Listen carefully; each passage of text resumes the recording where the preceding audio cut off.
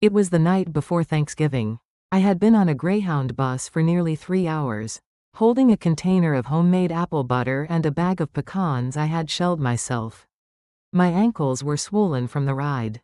But I walked the 4 blocks from the station to my son's apartment building anyway. I pressed the intercom button. I could hear voices inside. The television, my daughter-in-law's laughter, my granddaughter's high-pitched squealing. But the door never buzzed open. I pressed again, and again. Then the voices went quiet. Like no one had ever been there at all. I stood in that cold entryway for a long time. The fluorescent light above me flickered. The bag of pecans grew heavier in my hand. And for the first time in my life, I asked myself a question I should have asked years ago. Do I still belong here? My name is Dorothy Mae Calloway. I am 73 years old. I live alone in a 2-bedroom rental house in Biloxi, Mississippi, in a neighborhood where the oak trees are older than anyone still living on the block. My husband, Raymond, passed from liver cancer 11 years ago.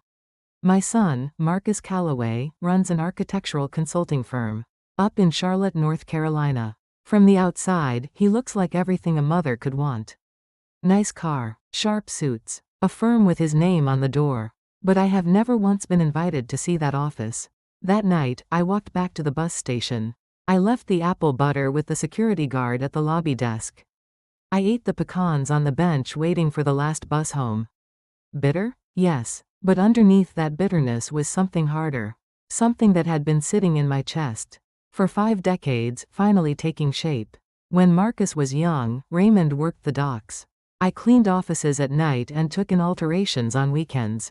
The smell of industrial cleaner never quite left my hands no matter how much lotion I used. Marcus noticed. At his 8th grade graduation, he introduced me to his friends' parents. And then stepped away the moment I mentioned where I worked. I smiled. I told myself that's just how teenagers are. I took out a personal loan for his college application fees. I worked double shifts to cover the gap between his scholarship and his housing costs. I never told him any of it. I thought protecting him from the weight of it was the loving thing to do. Maybe it was. Maybe that was my mistake. Children who don't know what their parents carried tend to forget the journey ever happened. When Marcus got married to his wife, Vanessa, and moved to Charlotte, things shifted slowly at first. Holidays became every other year. Then just Christmas cards. Vanessa was polite but distant. The kind of woman who was always aware of how things looked. She called me once to say, quite calmly, "Dorothy, we love you, but unannounced visits really disrupt our routine." I didn't respond. I turned on the faucet after I hung up and stood at the kitchen sink until the water ran cold. After Raymond passed, a letter arrived from a legal firm I didn't recognize. Raymond had filed a utility patent years ago, when he briefly ran a small marine supply operation between dock jobs. A simple locking mechanism for cargo containers. I barely remembered him mentioning it. He had said, "I figured out something useful, so I wrote it down." That patent had been licensed to 2 logistics equipment companies. With Raymond gone, the rights had transferred to me as next of kin. The accumulated royalties had been held in processing for years. The amount the attorney described made me sit down at the kitchen table and not move for a long time. I drove to a local estate attorney to confirm it was real. She looked everything over carefully and then looked at me over her glasses. "Mrs. Calloway, this is legitimate. You're going to want to think carefully about what you do with this."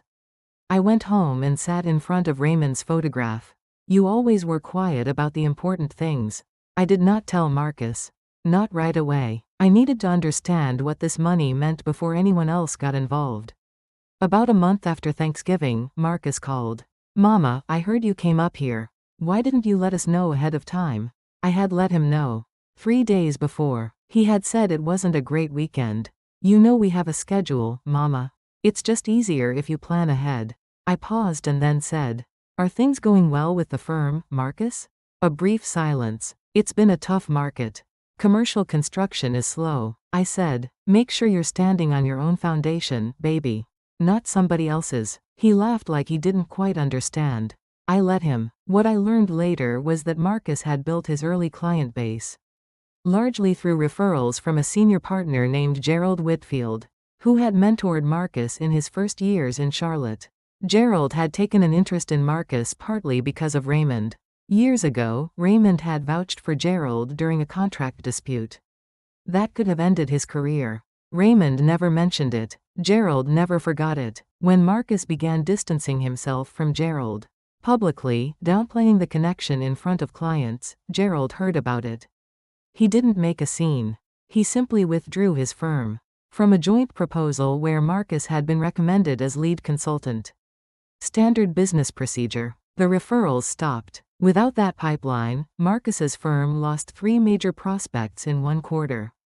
I found this out through my neighbor Cora, whose cousin worked in the same building as Gerald's firm. Cora told me gently, "Dorothy, Marcus might be going through a rough patch professionally. Did you know?" I nodded slowly. "I know. There's nothing I can do for him." Cora looked at me carefully. "You're not going to warn him?" I picked up my coffee cup. "He needs to learn what Raymond already knew." When the estate paperwork was finalized, I sat with the number for a long time.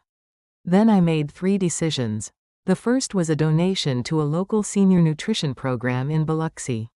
That delivered hot meals to homebound elderly residents. I had skipped my own lunches for years. I knew what hunger looked like when it was hidden behind pride. The second was a contribution to a scholarship fund at the community college, where I had taken night classes before Marcus was born.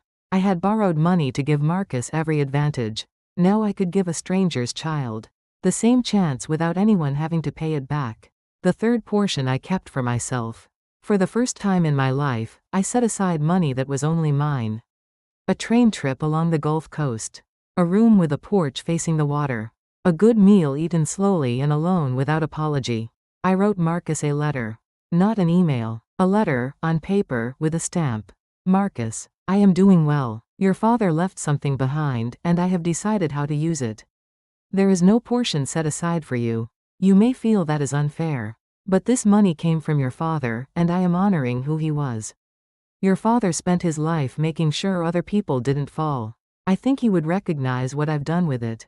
There is something I want you to understand. A closed door tells you everything. You need to know about what's on the other side. The night before Thanksgiving, yours told me plenty. Take care of yourself. Love, Mama." I mailed it on a Tuesday morning and then drove down to the waterfront. The Gulf of Mexico in December is gray and wide and indifferent in the most honest way. The wind came in off the water and I let it. My ankles didn't hurt anymore.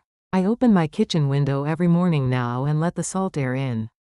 I have somewhere to be on Thursdays, helping sort donations at the senior center. The woman who runs it calls me Dorothy without hesitation. Like my name belongs to me. It does. I think Raymond knew that all along.